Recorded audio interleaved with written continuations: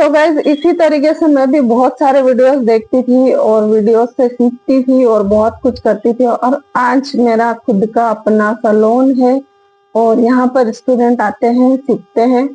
तो सबसे पहले तो आपको ब्यूटी पार्लर की आज की जो क्लास है उसमें आपको ये समझना है कि क्या आपको सच में इंटरेस्ट है ब्यूटी पार्लर का कोर्स करने में, ब्यूटिशियन बनने में, मेकअप करने में, हेयर स्टाइल करने में। आपको सच में अगर इंटरेस्ट है तभी आप इस फील्ड में आगे बढ़ सकते हैं। अदरवाइज आधा अधूरा अगर आपको एक्सपीरियंस है या नॉलेज है या फिर इंटरेस्ट है तो आप आगे नहीं बढ़ सकते हो।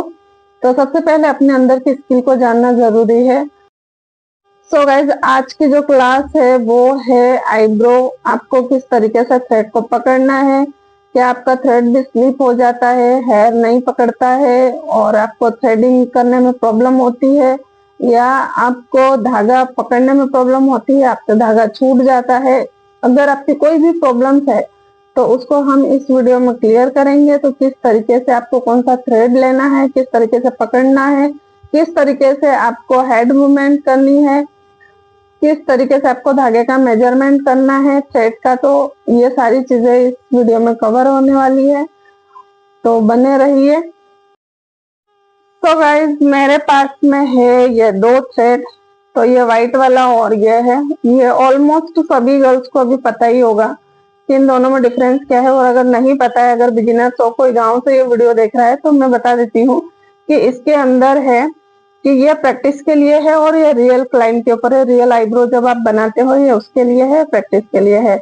अब ऐसा क्यों है? ये इसलिए है क्योंकि ये जो थ्रेड है थोड़ा सा कच्चा आता है, जल्दी से ये टूट जाता है, और ये वाला थोड़ा सा ठीक आता है, तो ये जल्दी से टूटता नहीं है।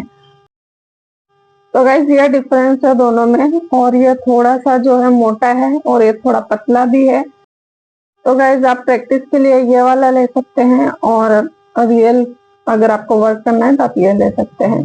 तो आज हम प्रैक्टिस जो है इसी से करेंगे। तो आपको सबसे पहले धागे का जो है थ्रेड का, इसको थ्रेड बोलते हैं सैलून की लैंग्वेज में। अगर कोई गांव से देख रहा है ये वीडियो तो इसीलिए उसको धागा बोलते हैं, क्योंकि उनको एकदम से उनके जो है बोलने में उनको जमेगा नहीं, इसीलिए। तो गाइज इसका जो है मेजरमेंट आपको एक हाथ जितना ले लेना है, पूरा हाथ माप लेना है। उसके बाद में आपको इसको मुंह के अंदर अच्छे से अपने दांतों के अंदर दबा देना है, ताकि जब आप इस धागे को खींचेंगे तब आपका यह मुंह से छूट ना जाए। तो दांतों के बीच अच्छे से इसको दबा देना है।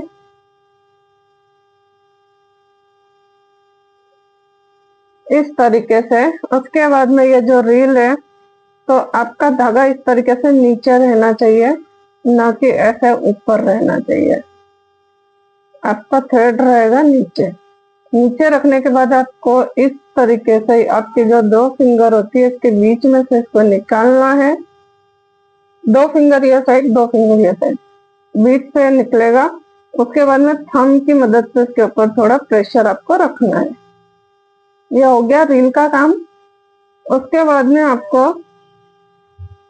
3 से 4 राउंड अंदर के साइड में लेना है।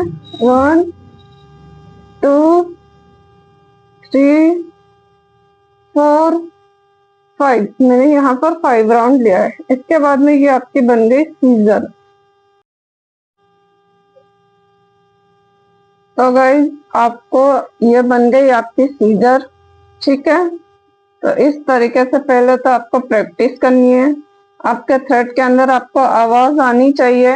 अगर आपके थ्रेड के अंदर आवाज आ रही है, इन द सेंस कि आपका थ्रेड सही चल रहा है, सही काम कर रहा है। तो इस तरीके से आवाज आनी चाहिए। इसके बाद में आपको प्रैक्टिस कैसे करनी है, घर पर ही आप कर सकते हैं प्रैक्टिस। तो आपको कोई भी चेयर के ऊपर बैठ जाना है या सोफे के ऊपर, और इस तरीके से अपने पाँव को रखना है यहाँ पर। और अपनी जो नी है, अगर ये थ्रेड बहुत ज्यादा लॉन्ग लग रहा था तो इसको इस तरीके से लपेट भी सकते हैं, छोटा कर सकते हैं। उसके बाद में आपको इस तरीके से यहाँ पर जो है अपने पाँव के ऊपर प्रैक्टिस करनी है। हल्के हाथों से बिल्कुल धागे को रखना है आपको, एकदम दबा के, इस तरीके से दबा के हम नहीं रखेंगे थ्रेड को। दबाएंगे तो क्या होगा, ये स्किन है हमारी, तो स्किन इसके अंदर आ जाएगी।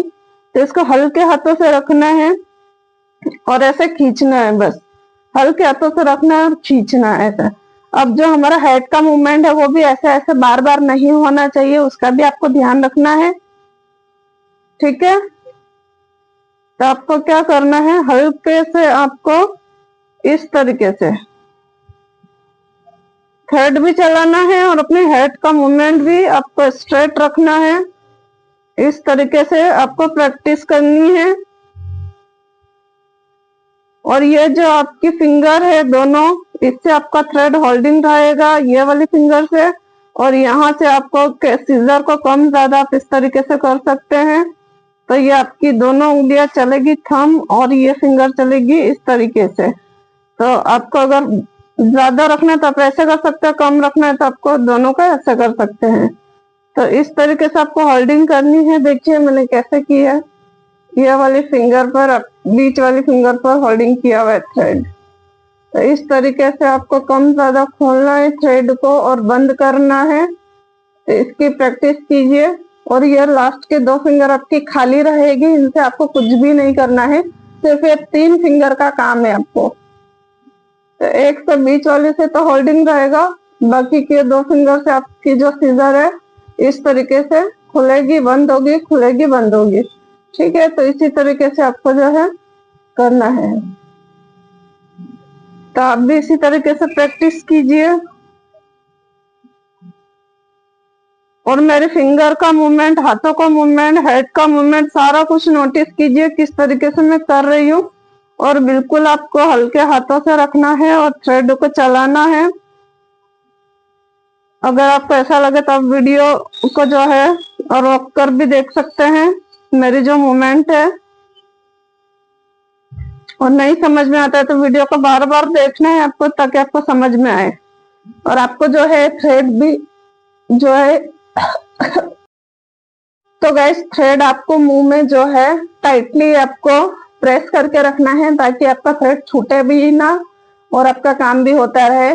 तो इसी तरीके से आपको अच्छे से वीडियो को देखना है। और हो सके तो आप वीडियो रोक के भी देख सकते हो मेरी जो मूवमेंट्स है। तो ये सारी मूवमेंट्स जब आपकी क्लियर होगी तभी आपका जो थ्रेड है काम करेगा और आपको आईब्रो आएगी। तो सबसे पहले आपको इन चीजों पर फोकस करना है, प्रैक्टिस करना है अच्छे से। ठीक है, उसके बाद में नेक्स्ट क्लास हम लेंगे फिर से आईब्रो की। तो तब तक आप इतना कीजिए। आज हमने सीखा है कि थ्रेड किस तरीके से चलाना है और किन किन बातों का ध्यान रखना है थ्रेड के अंदर भी। तो ये आज की क्लास थी और नेक्स्ट क्लास होगी वो भी आप लोगों के साथ में जो है शेयर करूंगी मैं। तो बने रहिए आप लोग मेरे साथ में। So thanks for watching, bye.